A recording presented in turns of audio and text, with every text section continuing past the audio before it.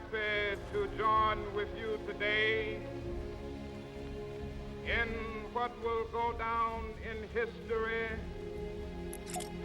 as the greatest demonstration for freedom in the history of our nation.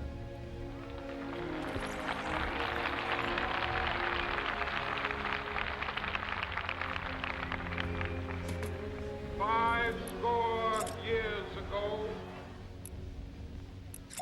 a great American in whose symbolic shadow we stand today signed the Emancipation Proclamation.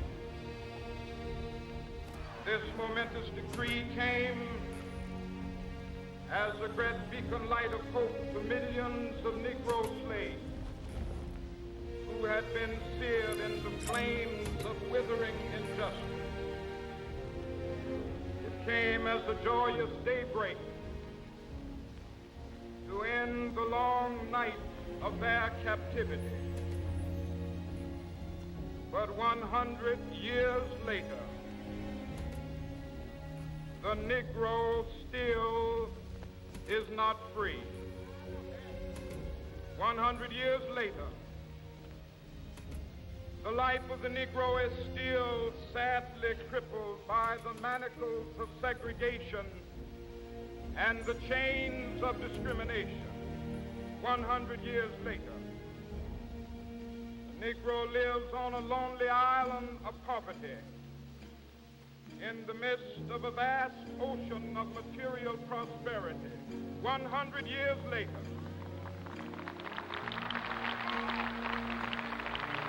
the Negro is still languished in the corners of American society, finds himself in exile in his own land. So we've come here today to dramatize a shameful condition. In a sense, we've come to our nation's capital to cash a check. When the architects of our republic wrote the magnificent words of the Constitution and the Declaration of Independence, they were signing a promissory note to which every American was to fall heir. This note was a promise that all men, yes, black men as well as white men, would be guaranteed the unalienable rights of life, liberty, and the pursuit of happiness. It is obvious today that America has defaulted on this promissory note insofar as her citizens of color are concerned. Instead of honoring this sacred obligation, America has given the Negro people a bad check, a check which has come back marked insufficient funds.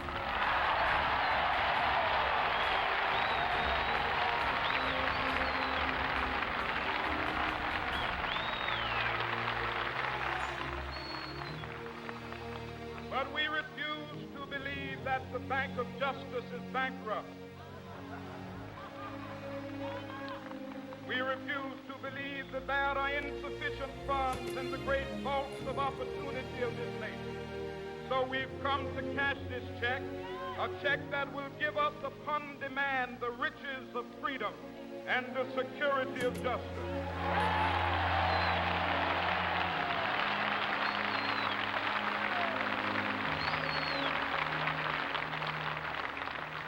We have also come to this hallowed spot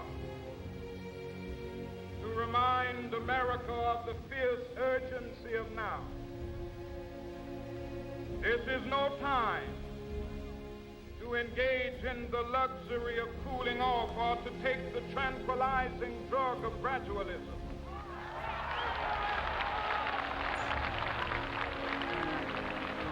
Now is the time to make real the promises of democracy.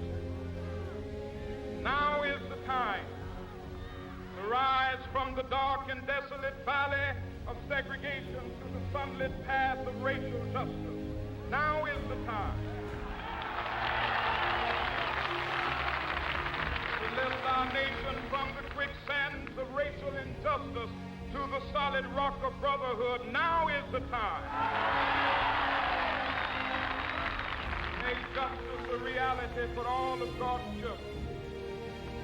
It would be fatal for the nation to overlook the urgency of the moment. This sweltering summit of the Negro's legitimate discontent will not pass until that is an invigorating autumn of freedom and equality. 1963 is not an end, but a beginning. Those who hope that the Negro needed to blow off steam and will now be content will have a rude awakening if the nation returns to business as usual.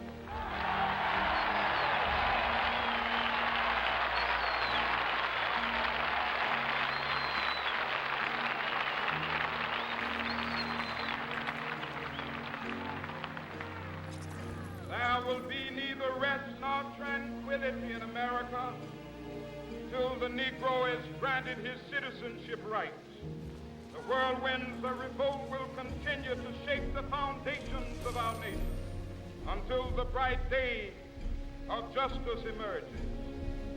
But that is something that I must say to my people who stand on the warm threshold which leads into the palace of justice. In the process of gaining our rightful place, we must not be guilty of wrongful deeds. Let us not seek to satisfy our thirst for freedom by drinking from the cup of bitterness and hatred.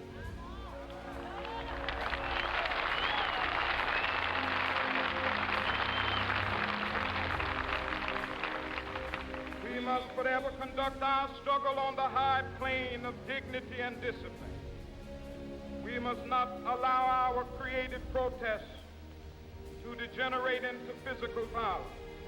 Again and again, we must rise to the majestic heights of meeting physical force with soul force.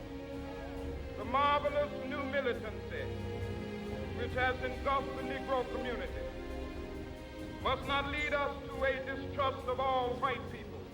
For many of our white brothers, as evidenced by their presence here today, have come to realize that their destiny is tied up with our destiny.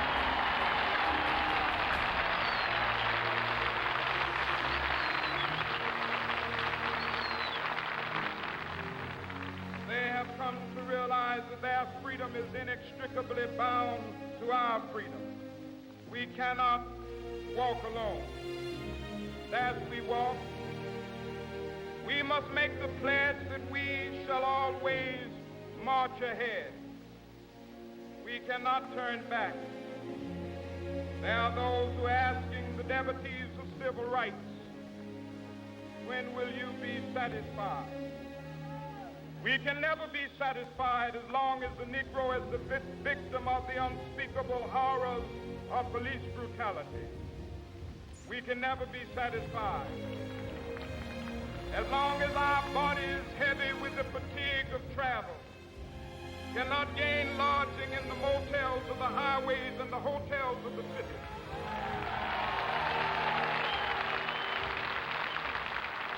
We cannot be satisfied as long as the Negro's basic mobility is from a smaller ghetto to a larger one.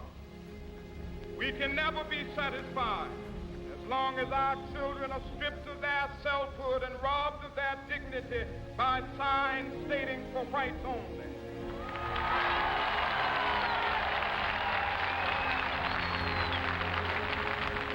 We cannot be satisfied as long as a Negro in Mississippi cannot vote and a Negro in New York believes he has nothing for which to vote.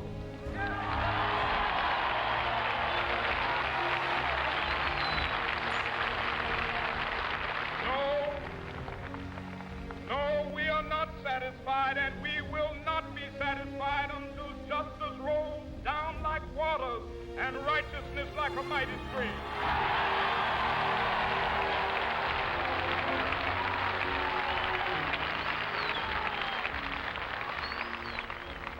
I am not unmindful that some of you have come here out of great trials and tribulations.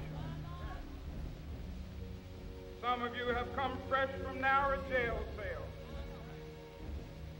Some of you have come from areas where your quest for freedom left you battered by the storms of persecution, staggered by the winds of police brutality. You have been the veterans of creative suffering. Continue to work with the faith that unearned suffering is redemptive. Go back to Mississippi. Go back to Alabama. Go back to South Carolina. Go back to Georgia. Go back to Louisiana. Go back to the slums and ghettos of our northern cities, knowing that somehow this situation can and will be changed. Let us not wallow in the valley of despair. I say to you today, my friend,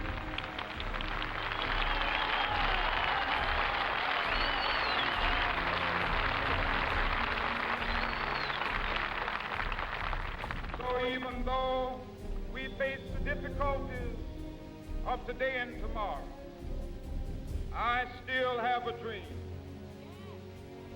It is a dream deeply rooted in the American dream. I have a dream that one day this nation will rise up, live out the true meaning of its creed. We hold these truths to be self-evident, that all men are created equal.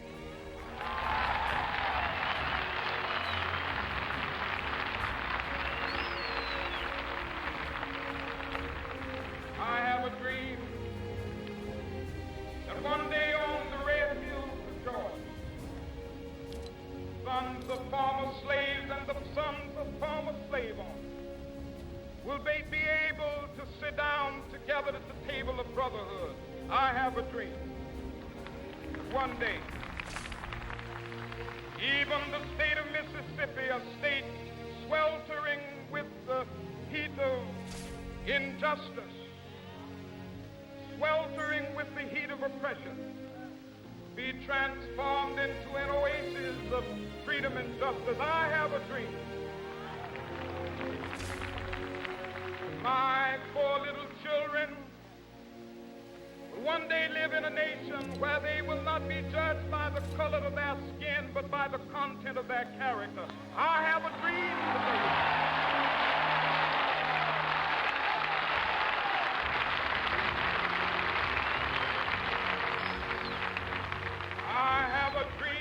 One day, down in Alabama, with its vicious racists, with its governor having his lips dripping with the words of interposition and nullification.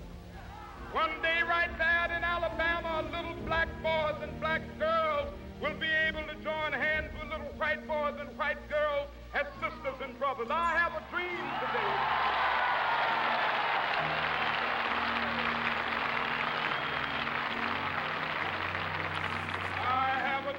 That one day every valley shall be exalted, every hill and mountain shall be made low, the rough places will be made plain, and the crooked places will be made straight, and the glory of the Lord shall be revealed, and all flesh shall see it together.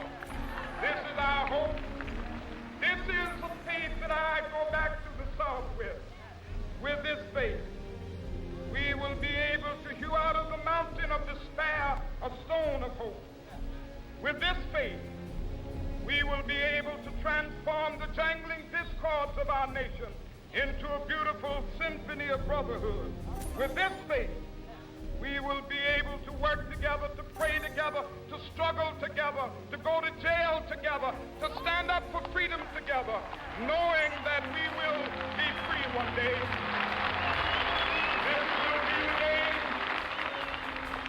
This will be the day when all of God's children be able to sing with new meaning, my country tears of thee. Sweet land of liberty of thee I sing. Land where my fathers died, land of the pilgrim's pride. From every mountainside, let freedom ring. And if America is to be a great nation, This must become true. So let freedom ring from the prodigious hilltops of New Hampshire. Let freedom ring from the mighty mountains of New York. Let freedom ring from the heightening Alleghenies of Pennsylvania. Let freedom ring from the snow-capped Rockies of Colorado. Let freedom ring from the curvaceous slopes of California. But not only that, let freedom ring from Stone Mountain of Georgia. Let freedom ring from Lookout Mountain of Tennessee. Let freedom ring from every hill and molehill of Mississippi, from every mountainside. Let freedom ring, and when it happens, when we allow freedom ring, when we let it ring from every village and every hamlet, from every state and every city, we will be able to speed up that day when all of God's children, black men and white men, Jews and Gentiles, Protestants and Catholics, will be able to join hands and sing in the words of the old Negro spiritual,